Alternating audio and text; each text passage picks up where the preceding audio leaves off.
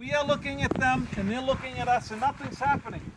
But a half a mile away in the village of Concord, remember they're burning those wagons that can transport cannons? It catches onto the meeting house. So the people of the village freak out, "You're burning our meeting house!" So both the redcoat soldiers and the civilians, they made a bucket brigade where you pass the buckets of water and they put out the fire. Everything's fine. They saved the meeting house. But then the smoke rises. So the militia and Minutemen up here half mile away, they think they're burning their village. So there was a lieutenant named Joseph Hosmer. They said he was outspoken. He wasn't afraid to speak up to his elders. And he turned to Colonel Barrett and he said to him, "Will you have them burn down our village?" So with that, Colonel Barrett said, "Load your muskets, march down 2 columns of men, do not fire unless fired upon." So Colonel Barrett has to leave and go to his farm to see what's happening with the cannon. So Major Buttricks, you can't see his house, but his house is at the top of the hill still standing.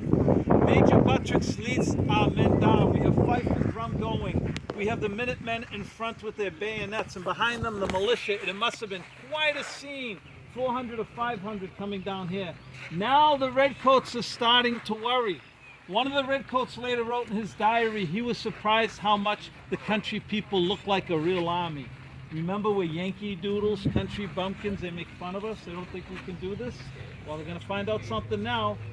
Redcoats are scared, they go up to the bridge and they start to pull out the planks so we can't cross the bridge. Major Buttricks is yelling at them to stop it, but they don't have time to finish it. So they go to the other side of the bridge and now the redcoats line up with 3 columns of men. Each column is 3 men wide. In the front of each column will look like this. You'll have the first redcoat soldier be down on one knee with his musket. Behind him to his left is a man standing with his musket, and behind him to his right is a 3rd redcoat standing with his musket.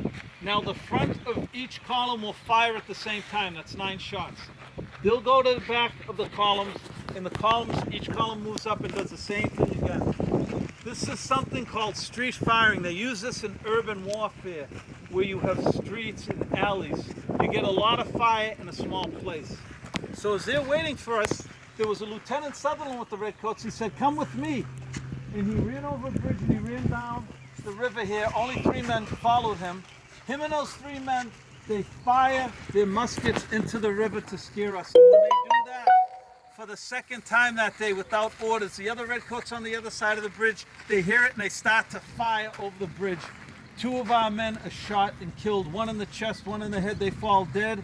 And then Major Buttricks says those famous words, "Fire, fellow soldiers, for God's sake, fire." We return fire. Boom, boom, boom. Quick skirmish. 2 or 3 minutes. The smoke clears. The redcoats are running. We had 2 men killed, 4 wounded. The redcoats have 3 men killed, 9 wounded, and they retreat. Some of our militia and Minutemen go running after them, but other Minutemen and militia, they stand here in awe because they don't believe that in